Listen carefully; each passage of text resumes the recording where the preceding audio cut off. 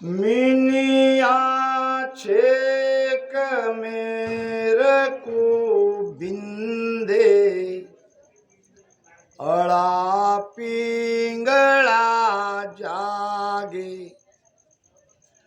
दोनों दिशा गगन को घेरे ध्यान त्रिकोटि लागे।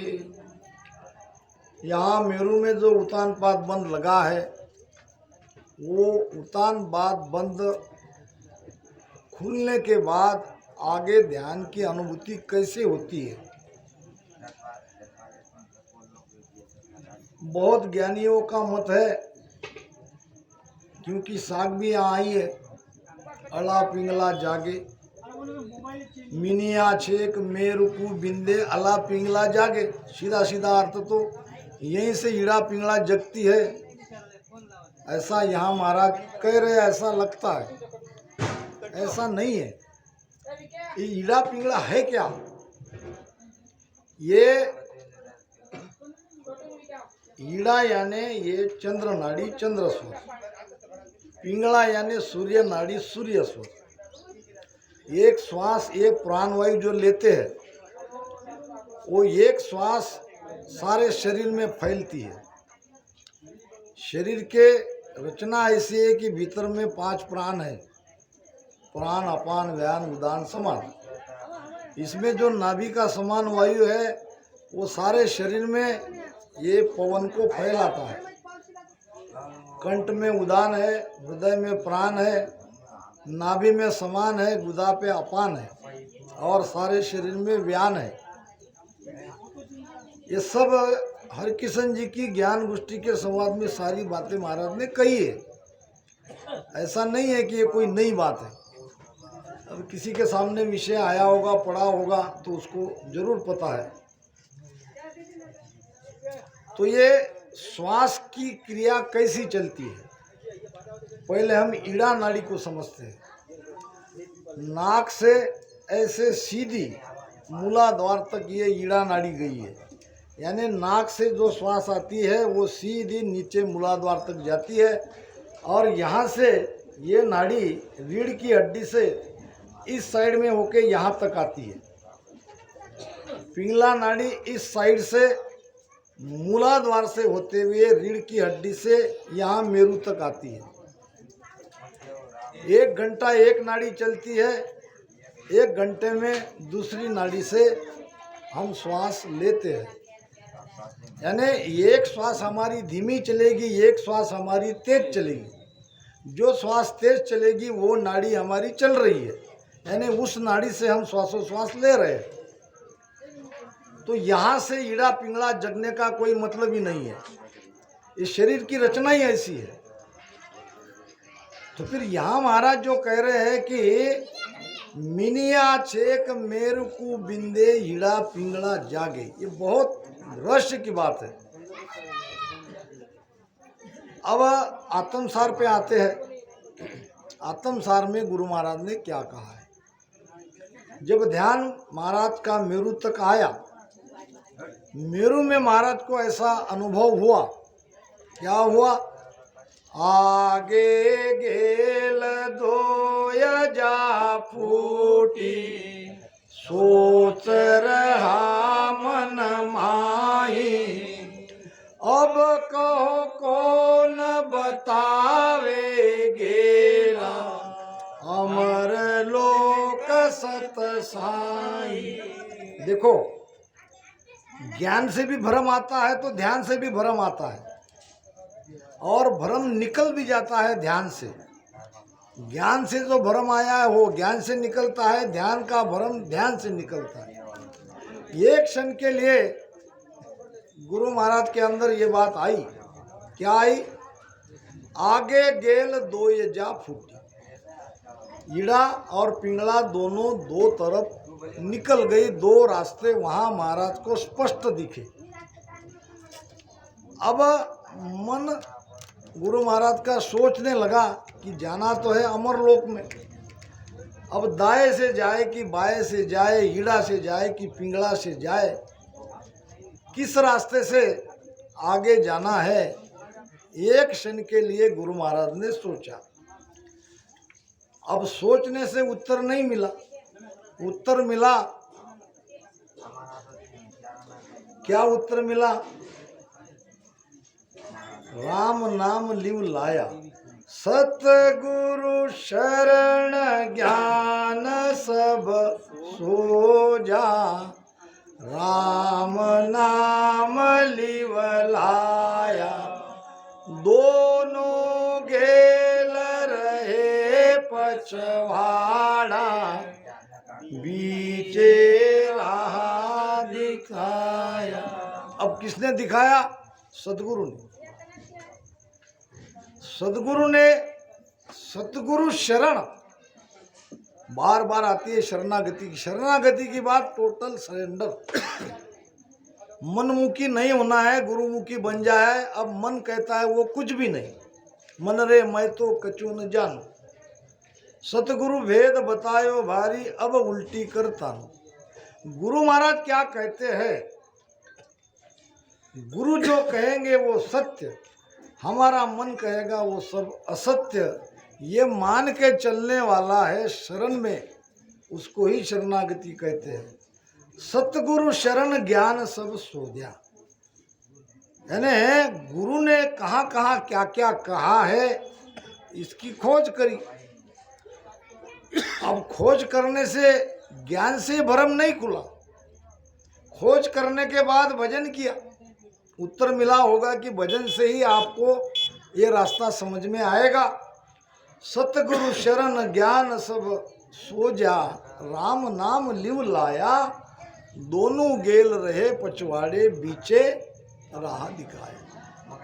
अब यहाँ तक ये तीन नाड़ियाँ आई है, तो यहाँ से तीनों तीन रास्ते से त्रिकुटी में आके दोबारा मिलती है।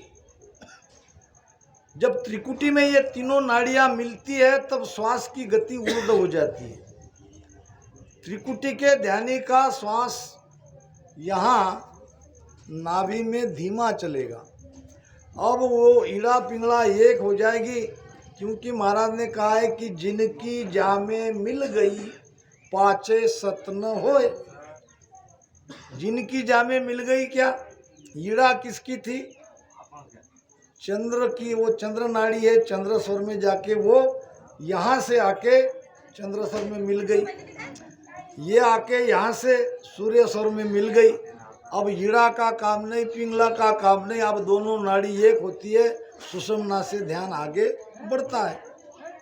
जो भी श्वासा थोड़ी बहुत चलती है वो पूरी की पूरी पलटती रहती है, केवल आपको सूरत लगाने का काम है, ध्यान तो ऊपर ही होता है। तो यहाँ से ये जागरूक नहीं होती है, ये यहाँ से तीनों तीन धारा से अलग होती है, क्योंकि उसका रास्ता तो ऐसा है, और रीढ़ की हड्डी से यहाँ तक, और यहाँ से अलग अलग होके यहाँ आके जाके मिल जाती है। अब कबीर साहब जो कहते हैं कि इंगला विन से पिंगला विन से, गोरक्ष कबीर के संवाद में बात आई है, विन से सुषुम्ना नाड़ी, कि अब ईड़ा का काम नहीं, पिंगला का काम नहीं, और 10वें द्वार में सुषुम्ना का भी काम नहीं। वहाँ से सुषुम्ना हजारों द्वार से बहती है, आगे तो केवल सता ले जाती है। इस प्रकार महाराज ने सारी बातें क्लियर करी है। मिनिया छेक मेर को बिंदे, अला पिंगला जागे। जागे का मतलब क्या? अब इस तरह से कनपट्टिया में दर्द होता है, तरगड़ मारिया फाटे, दोनों दिशा गिगन को घेरो। ये दोनों नाड़ी दोनों दिशा से गिगन को, यानी ये माथे को घेर लेती है, और तब ध्यान लगता है त्रिकुटी में। यहाँ नाद सुनाई देता है और वहाँ भी आगे जाके बंद लगता है। बंद क्यों लगता है? जहाँ मन और प्राण इकट्ठा होता है वहाँ बंद लगता है। इसका मतलब हमारा मन और प्राण त्रिकुटी में आ गया। अब ये त्रिकुटी का त्राटक बंद लगा, आँखें लाल हो जाती है, कनपट्टिया में दर्द होता है, सिर में दर्द होता है। भीजे रूम पसीनो छूटे, लाल चकवे गोसा, ऐसा तेज मगन कुमारी, लाल चकवे गोसा, ऐसा तेज। पुराने जमाने में कहते थे कि आँखें हमारी जो आती है वो अच्छा है। हमारे माता पिता दादा दादी कहते थे कि आँख आई है तो उसको कुछ भी मत करो, वो आना अच्छी बात है, और ठीक कहते थे। अभी डॉक्टर है जलगांव के अमरावती में, मैंने उनको पूछा, उनकी आंखें जब जांच करने गया था, कि महाराज ये जो पुराने लोग कहते हैं आंखें आना अच्छा है, तो आपके दृष्टि से क्या है? तो वो बोले बिल्कुल सही है। आंखें आने के बाद आंखों में तेज ज़्यादा आता है, हमारी आंखें और नज़दीक का देखने के काबिल हो जाती है। और जब किसी का त्राटक बन लगता है तो खुलता है, तो उसके चश्मे का 1 नंबर जरूर कम होता है, क्योंकि आंखों में ज़्यादा दृष्टि और तेज आती है। भीजे रूम पसीनो छूटे, क्यों ऐसा हो रहा है? सारी प्राण शक्ति पिंड से ऊपर ब्रह्मांड में आ गई। अब ये दर्द होना स्वाभाविक है, रोम रोम में पसीना छूटना स्वाभाविक है, और आँखें भी लाल हो जाती है, क्योंकि जब आँख आती है तब भी लाल होती है, त्राटक बनता है तब भी लाल होती है, क्योंकि वहाँ पे हमारी सारी चेतना इकट्ठी हो जाती है। ध्यान समय सुन संत की, आदेह ठंडी होय, मस्तक सेती अतरहे, कर पारक कहूँ तोय, कर पारक कहूँ तोय, नेण उलटर पट लागे, एक कला आदेक, नाम शिष के घट जागे, सुख राम कहे सुनता तिया, अनवे कागज जोया, ध्यान समय सुन संत की, आदेह ठंडी होय। जैसा जैसा अनुभव हुआ वैसा वैसा महाराज ने वाणी में आया। अब जब चेतना ऊपर चढ़ती है तो शरीर ठंडा पड़ जाता है, मस्तक गर्म होता है, और मस्तक जब गर्म होता है तो उसका असर आँख पे पड़ना स्वाभाविक है। मस्तक सेती अत्र है, सेती नाम गर्म, अत नाम ज्यादा। कर पारक कहूँ तो आप भी ध्यान करके देख लो, आपके साथ भी ऐसा होगा। कर पारक कहूँ तो नैन उल्टर पट लागे, आँखें उलट जाती है, और पट नाम ये ऊपर का ये जो है ये खुलती नहीं है।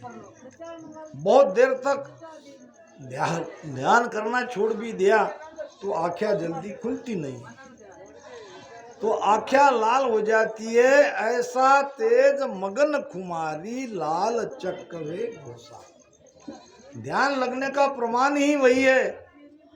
सुखराम लगे जब ध्यान रे, नैना उल्टा था, तीनों रास्ता एक होए, 10वें द्वार लखा है। ध्यान महाराज कहते हैं कि लागा ध्यान खबर तब पाई, सुरत निरतरा मेला, मन सो पवन शब्द मिल तीनों हुआ आदगर भेड़ा। मन पवन शब्द सुरती निरती सब इकट्ठे आती है 10वें द्वार में, और तब वो गहरा ध्यान लगता है, वो ध्यान अकड्ड होता है, क्योंकि नीचे पिंड में ले जाने वाला कोई है नहीं। मन भी ऊपर है तो पवन भी ऊपर है, ये तो खाली हो गया। तो ऐसा तेज मगन खुमारी लाल चक्कवे घोषा। घोषा यानी कोई नशा पत्ती करता है तो उसकी भी आंखें लाल हो जाती है। नानक साहब कहते हैं कि भांग तंबाकू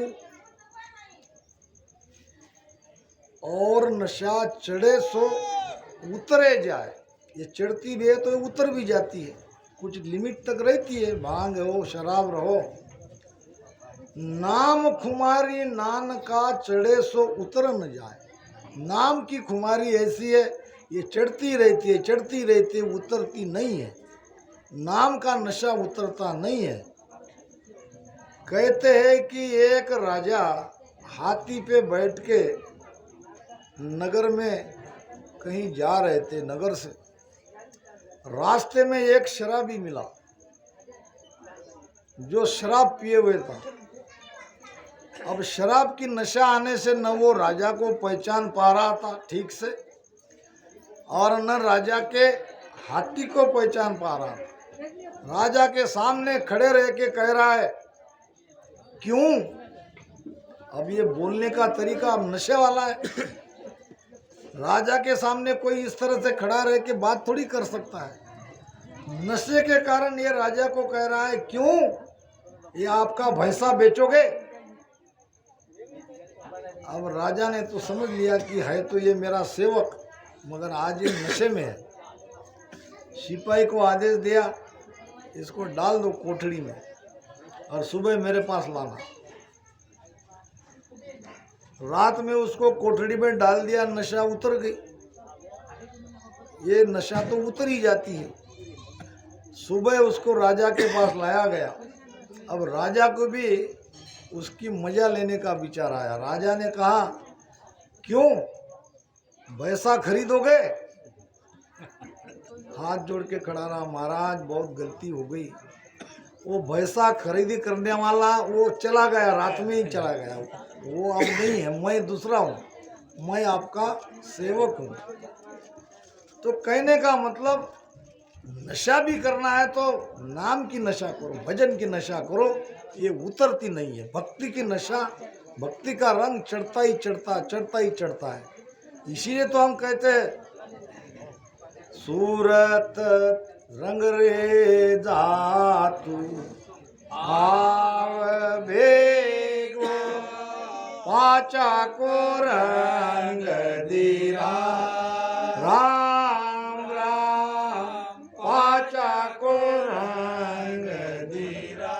ऐसो रंग दरक दे भाई, ऐसो रंग दरक दे भाई।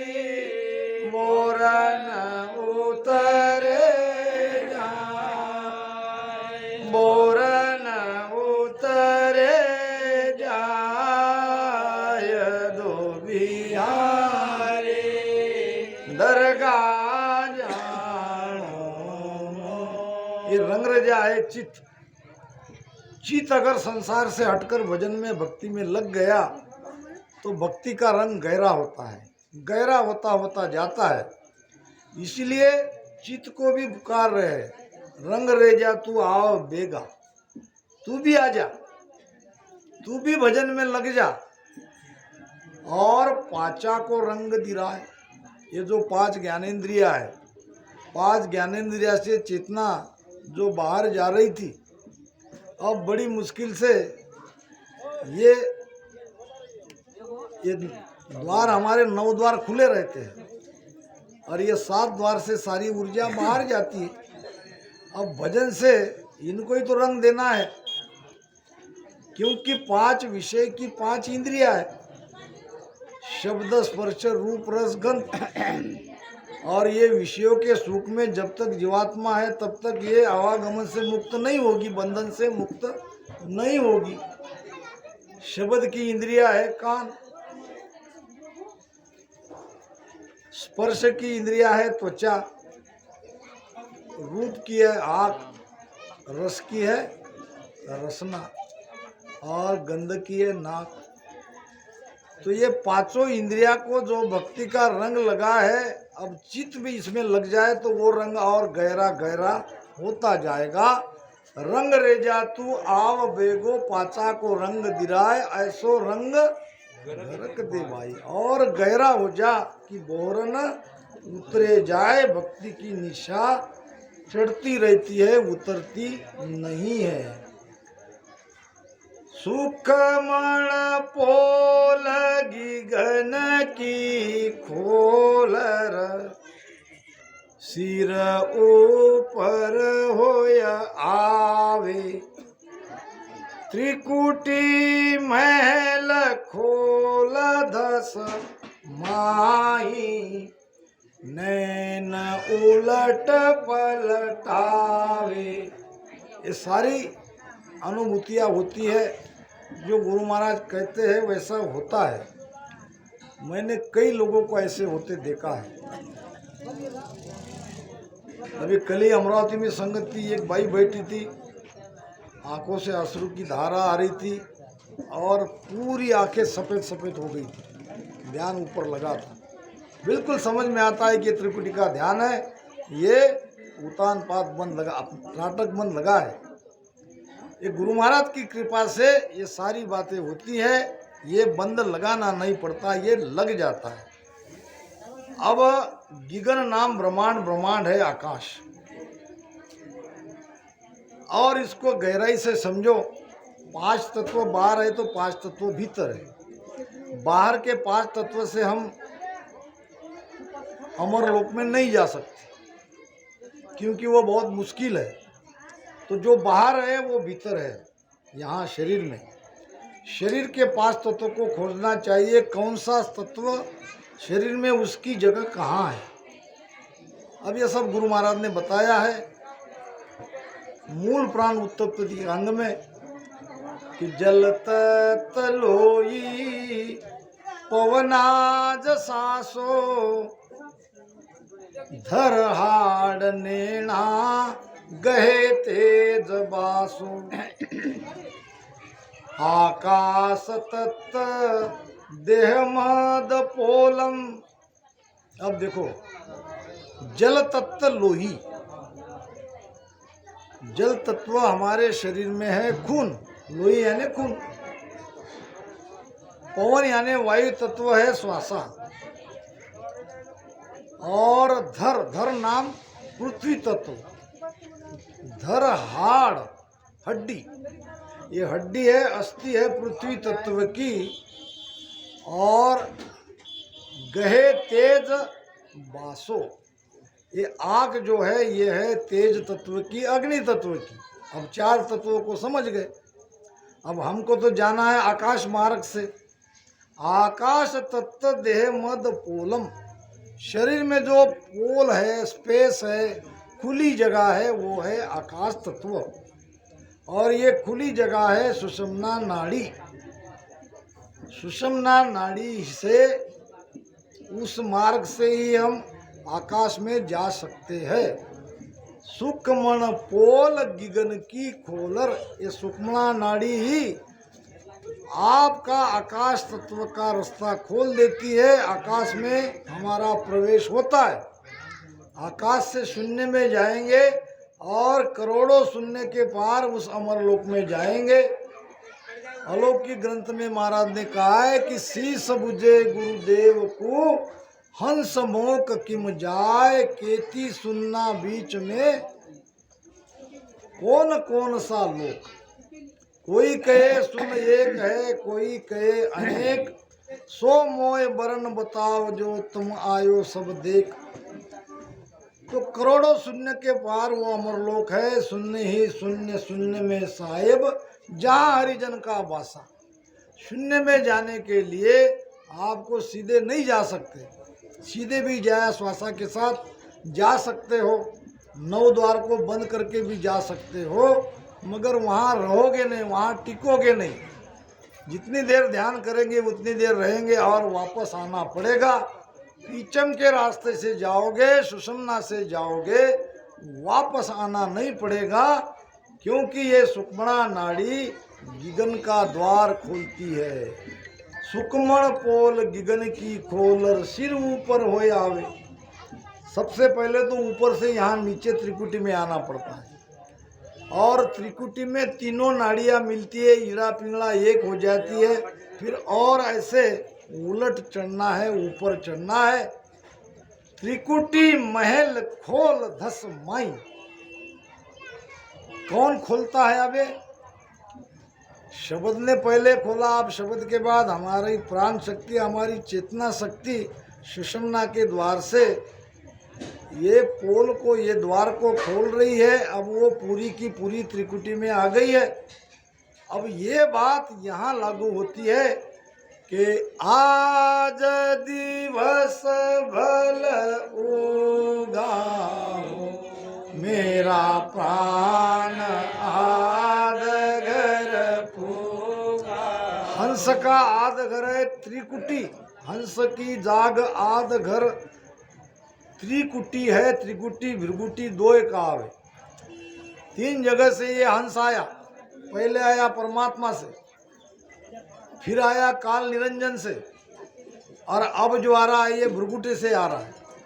भृगुटी भी आदगर है, काल निरंजन भी आदगर है, और परमात्मा भी आदगर है। तो ओ दिन को आज दिवस भल उगा हो, मेरा प्राण आदगर पूगा हो। अब यहाँ सुषुम्ना नाड़ी के द्वारा ब्रह्मांड का, आकाश का द्वार खुल गया। अब आकाश मार्ग बेहद है, बेहद का है, यानी हद नहीं, अपार है। ब्रह्म अगाध है। अब आगे आगे बढ़ना है। तीन ब्रह्म के 13 लोगों को पार करके उस सस्वरूप आनंद पद में जाना है। तो ये रास्ता बता रहे हैं। सुकमण पोल गिगन की खोल और सिर ऊपर हुए आवे, त्रिकुटी महल खोल दस माही, नयन उलट पलटावे।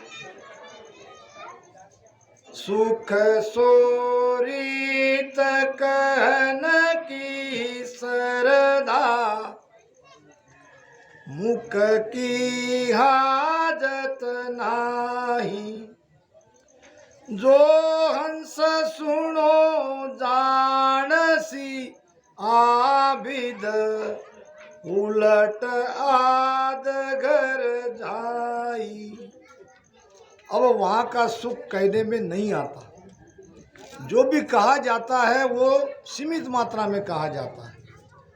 सुख सो रीत, वहाँ का सुख और वहाँ के सुख मिलने की रीत कहने की कोशिश भी करते हैं तो पूरे के पूरे सुख का वर्णन नहीं किया जा सकता, नहीं हो सकता।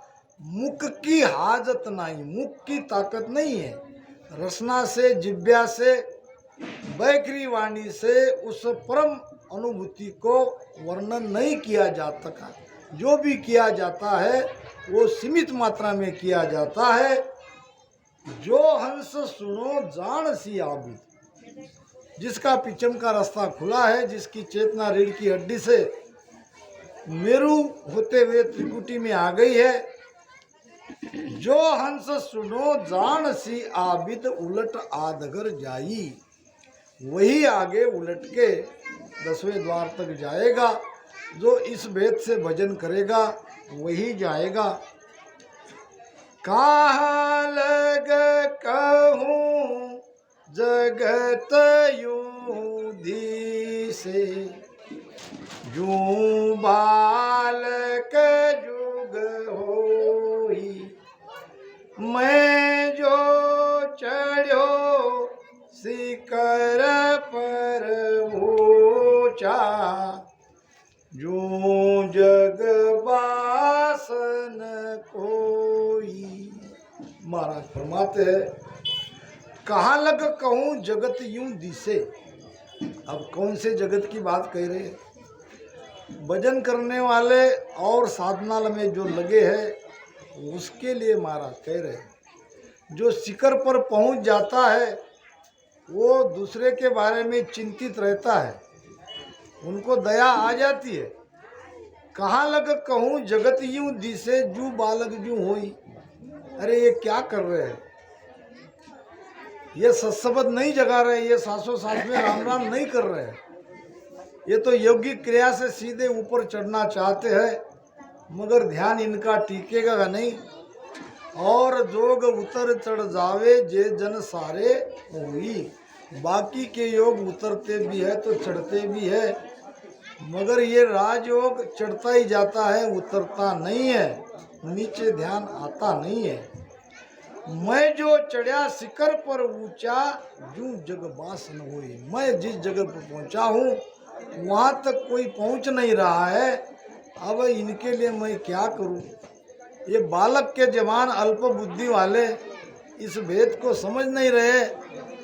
मेरी शरण हंस जो आवे से आनंद पद पासी, बांधा और सकल पिछतासी। अब समय हो गया।